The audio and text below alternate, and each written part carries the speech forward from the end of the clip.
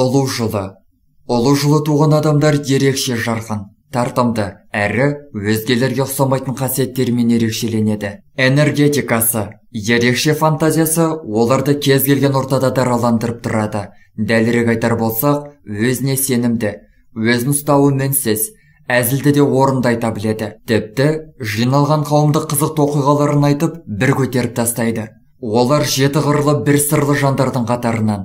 Қызығушылықтары көп. Бір қызығы, қазір бір іске ерекше құлшынып қызығып тұрса, уақыт өте оның барлығы басылып қалуы мүмкін.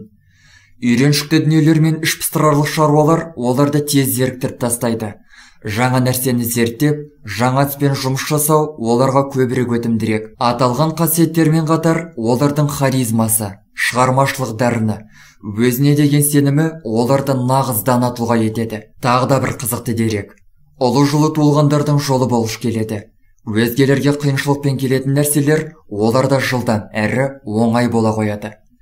Бір жақсы қасиеті, өздеріне адамдар қанша қызықса да, адамдарды өз пайдасына қолданбайды. Екі жүзділіктен аулақ жүреді. Ұнатқан адамын ұнайды, ұнатпаған ұнамайды деп ашық айтады. Жеңілісті де, ұтылуды да олар жеңіл қабылдай біледі.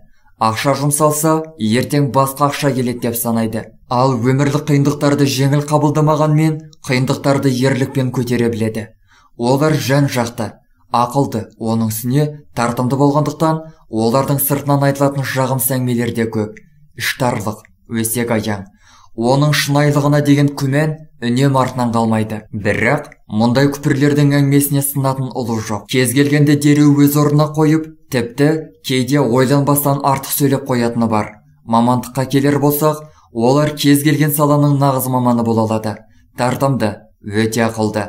Білімге құмар ұлы жылғы жандар өз өмірін сапалы әрі ерекше ете түседі.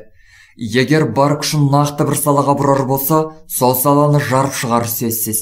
Тіпті өзгелер мүмкін емес дейтін дүниелерді жүзеге асыруы да ғажап емес. Жаңа айтылғандай, олардың күндестері, аяқтан шалуға тырысатын жаулары жетерлік. Мұның бәрі олардың кәсіби маман, дара тұлға екендігін аңғартады. Ақшаға келер болсақ, олар ақшаны қолдың кірі деп түсінеді.